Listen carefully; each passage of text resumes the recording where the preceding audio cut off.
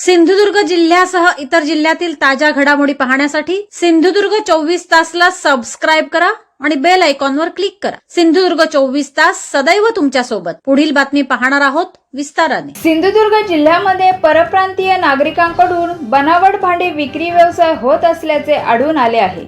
कुडाळ तालुक्यातील पिंगुळी बाजारपेठमध्ये याचा पर्दाफाश करण्यात आला। या विक्रेत्यांकडून विक्री केली जाणारी भांडी बनावट असल्याचे निदर्शनास आले असून सामान्य नागरिकही कमी किमतीत असल्याने खरेदी करत आहे। ही भांडी पत्र्याची असून त्याला लोहचुंबक चिकटत असल्याचे दिसून येते।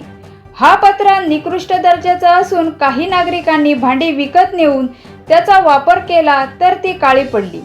याबाबत पिंगुळी बाजारपेठ संघटना उपाध्यक्ष दीपक गावडे यांनी या बनावट भांडी विक्री करणाऱ्या विक्रेत्यांना जाब विचारला। आपल्या कुडाळात भांडी विकतात, 100 रुपयान भांडी विकतात, बरेचशा लोकांना मॅड करतात। आणि ही गाडी नंबर, ही दिल्लीची गाडी नंबर असा। ही भांडी जी असत सगळी ही लोखंडाची असत, ही बघा। आणि 100 रुपयात विकून लोकांना मॅड करतात। लोकांनी 500 रुपयांची ही भांडी घेतलेली असत आणि घराकडे जाऊन बघितलं असता की भांडात रे हे काळा पडल्याचं भांडात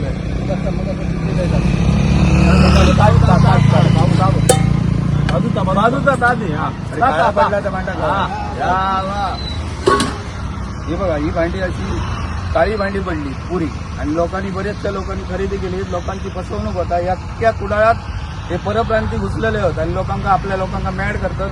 लोकांना आव्हान असा की कोणीही ही भांडी घेऊन येईल। ही पिंगुळी व्यापारी संघटना उपाध्यक्ष दीपक गावडे यांना सगळ्या लोकांना मी आव्हान करतो। ही लोक मॅड बनवून दिल्लीत जातली आणि तुमचे पैसे फुकटचे खर्च जातले।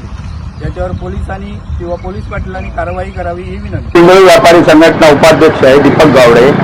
बरेच दिवसापासून आम्ही यांच्या शोधात होतो। काही दिवसापूर्वी हे व्यापारी ते दिल्लीवरून आलेले आहेत। हे इथे भांडी विकतात, कुडाळात पण बाजारात भांडी विकतात, पिंगळीत पण विकतात। काही दिवसापूर्वी आमच्या पिंगळीतल्या बऱ्याचशा लोकांनी 2-2 हजाराची, 1000 भांडी दिली आणि त्याच्यानंतर माझ्याकडे तक्रार आली की ती भांडेवाले येत आहेत आणि हे डुप्लिकेट भांडी आहेत, हे पत्रा आणि लोखंड युक्त ही भांडी आहेत। ती लोकांची फसवणूक करतायत, जेणेकरून ती लोक घेतात आणि ती भांडी काळी पडतात चुलीवर ठेवल्यावर आणि हे इथे विकतात आणि जात आहेत। आणि नंतर लोक यांना शोधण्याच्या प्रयत्नात होते। आम्ही त्यांना शोधलं। आता शोधलं असतं त्यांच्याकडे कोणतीही कागदपत्र, गाडीचीही कागदपत्र नाही आहेत आणि त्यांच्याकडे कोणतेही पेपर नाही आहेत। हे येऊन इथे कुठेतरी चोरीही करतील आणि बनावट भांडी विकतायत। 100 रुपयाला एक भांडं असं विकतायत। लोकांची फसवणूक केली। काही व्यापाऱ्यांनी सुद्धा, हॉटेल व्यावसायिकांनी सुद्धा भांडी घेतली, ती सुद्धा भांडी काळी पडली। माझं हॉटेल आहे मापडला, दौरका हॉटेल। मी कुडाळ कॉलेज सर्कलकडे भांडी घेतली होती यांच्याकडून।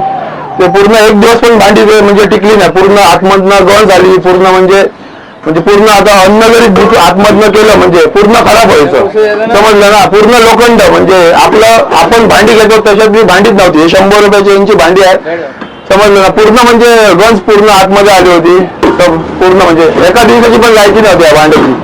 मी 1000 रुपयाची भांडी घेतली होती पूर्ण।